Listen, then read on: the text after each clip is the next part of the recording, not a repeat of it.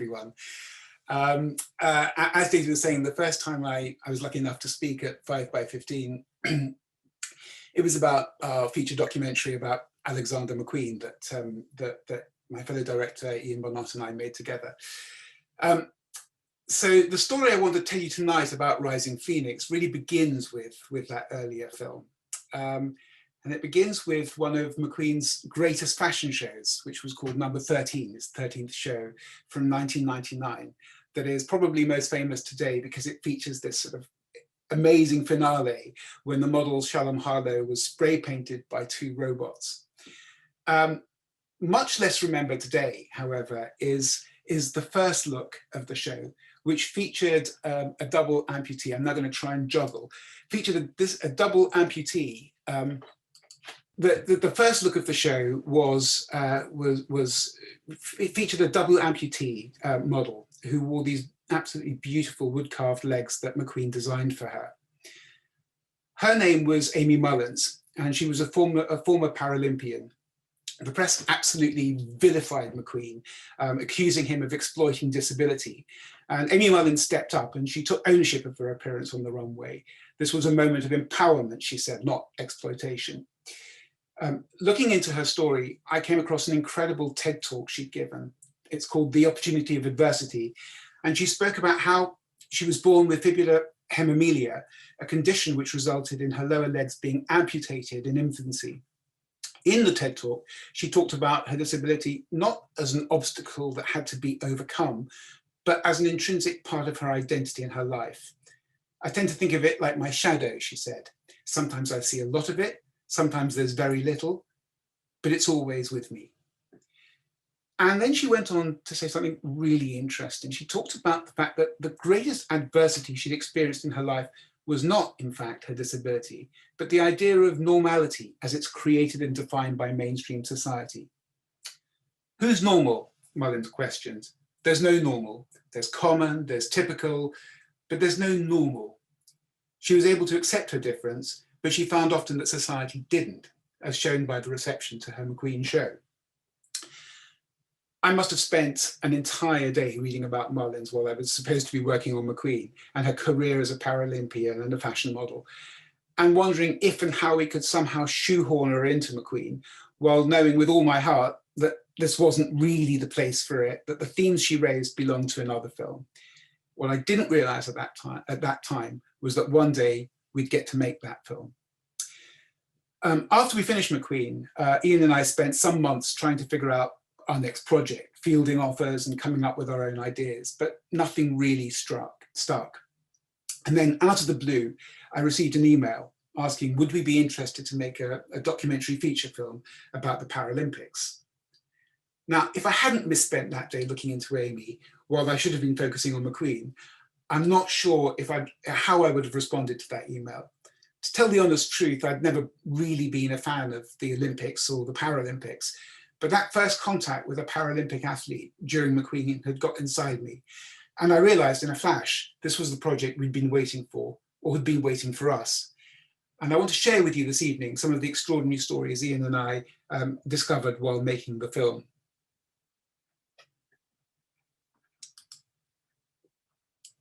Oops. This is, let me first introduce, this is Sir Ludwig Guttmann, the man who founded the Paralympic movement. I knew absolutely nothing about him or his story when we started, and I found that that was pretty much the case with everyone I talked to. And yet it quickly became evident that everyone should know about Guttmann, for he was a really remarkable man whose life's work touched and helped millions upon millions of people all over the world.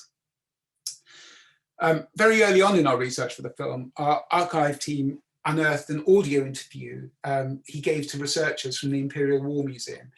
And it's sort of in it, he talks about his early experiences before and during the Second World War. That tape was one of those sort of nuggets that you immediately know is going to wind up in the film. And one story in particular revealed a great deal about who he was. It was during Kristallnacht in November 1938, and Guttmann was watching in tears as his local synagogue was burnt to a cinder. He'd been one of Germany's leading neurologists before Hitler came to power, but now he was only allowed to practice general medicine at a Jewish hospital in Breslau, where his family originally came from. That night, he went back to work and he gave refuge in the hospital to about 60 people who were being hunted down by Nazi thugs. Next day, the SS turned up and they demanded to see if these new arrivals were bona fide patients. Gutmann politely introduced them one by one, inventing medical issues for each of them, and he managed to get away with it, and they did too.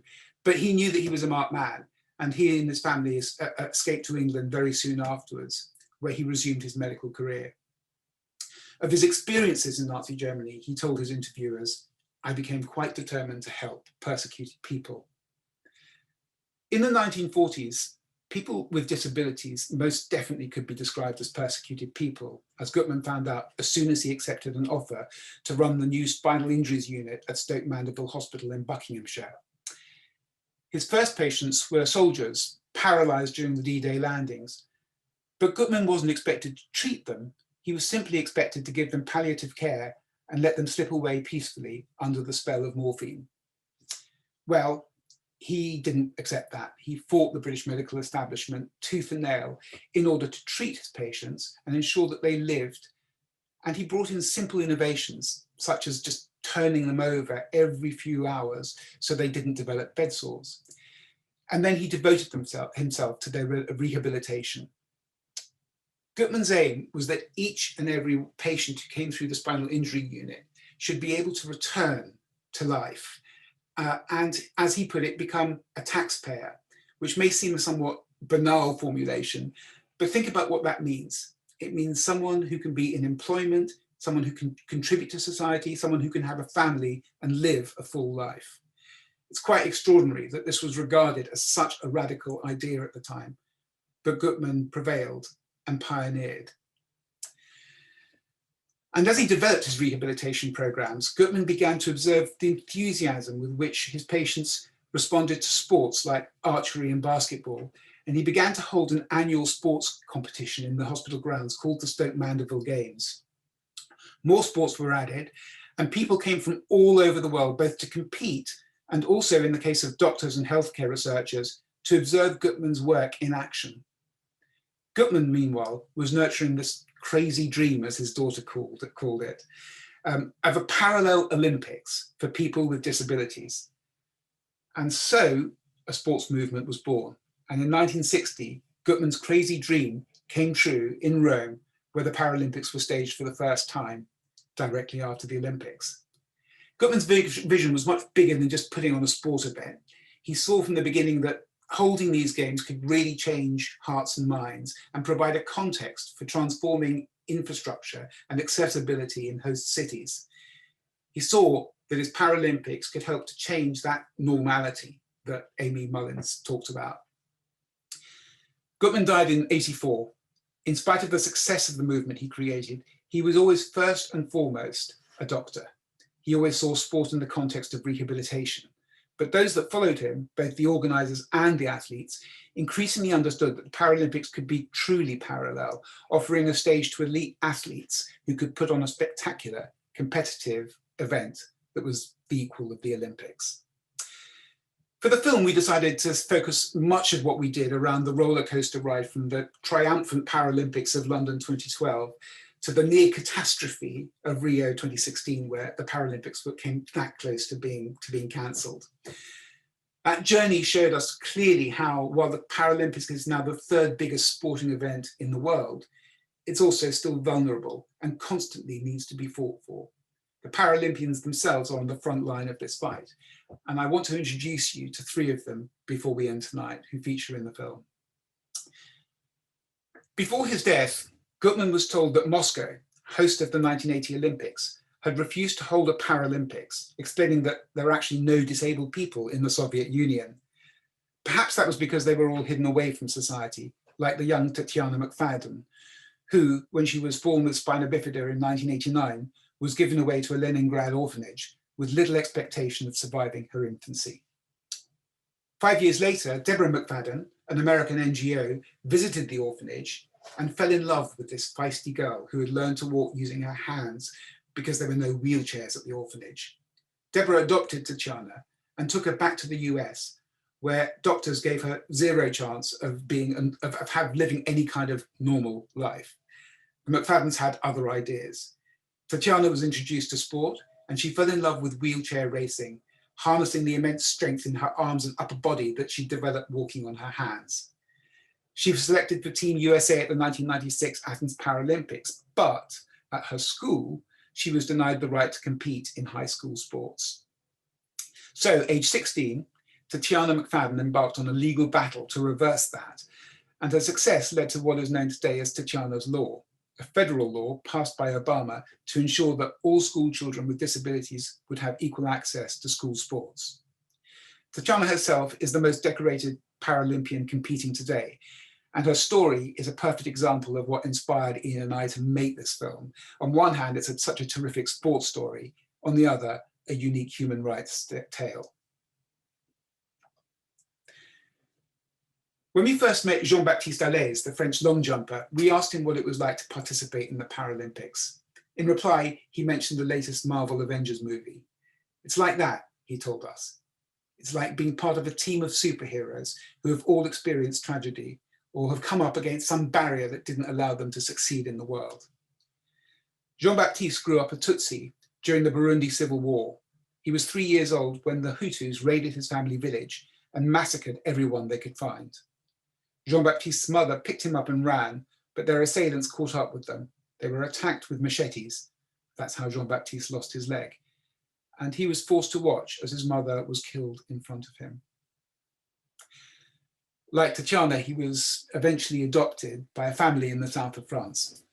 And at school and in youth clubs, he discovered athletics, becoming a sprinter and a long jumper. He simply credits sport with saving his life. This is Bebe Vio. Born in Italy, her dream from early childhood was to be an Olympic fencer. She rose through the ranks in local, national and international competitions. But at age 11, she was struck down with meningitis. In order to save her life, doctors had to amputate her legs and then her arms. Eventually, after a lot of rehab, she returned to the fencing gym and resumed the great passion of her life, even if her prosthetic limbs meant she had to do it in a wheelchair at the Paralympics rather than stand up at the Olympics. When we met her, Bebe said something that tells you everything you need to know about her attitude to life and to the terrible misfortune that she'd suffered. I had the great good luck, she told us, to live the favorite moment of my life 2 times. The first when she discovered fencing as a 5-year-old, and the second when she discovered wheelchair fencing. Her gold medal match at the Rio 2016 Paralympics is quite simply one of the most emotional and extraordinary sporting moments you will ever see. Bebe talked to us about the difference between an Olympian and a Paralympian. Olympians, she said, well, they start at 0 and they train and they train and they train and they get to 100, the benchmark. The Paralympian, however, starts at -100. The Paralympian then has to get to 0, and only then can they begin to train and get to 100. And I think that's what made telling this story and the stories of the Paralympians so utterly compelling to us, and why it was such an extraordinary and uplifting story to share with the world. A charge is sometimes leveled at the Paralympics that it does a disservice to the disabled community by portraying these role models that so many with disabilities will never be able to emulate. But personally, I think this does a great disservice to the movement. Almost every Paralympian we met is part of the much broader mission that Gutmann pioneered. Tatiana is a disability rights activist. Jean-Baptiste visits schools across France to share his experiences and inspire kids, both disabled and non-disabled, to take up sports. And Bebe and her family have started their own annual sports festival in Rome for kids with disabilities. These 3 and all the other athletes that we were lucky enough to feature in the film are truly the children of Sir Ludwig Gutmann's vision. And I hope that if you haven't already, you'll get to meet them more and see them in action in our film Rising Pheonix. Thank you all very much.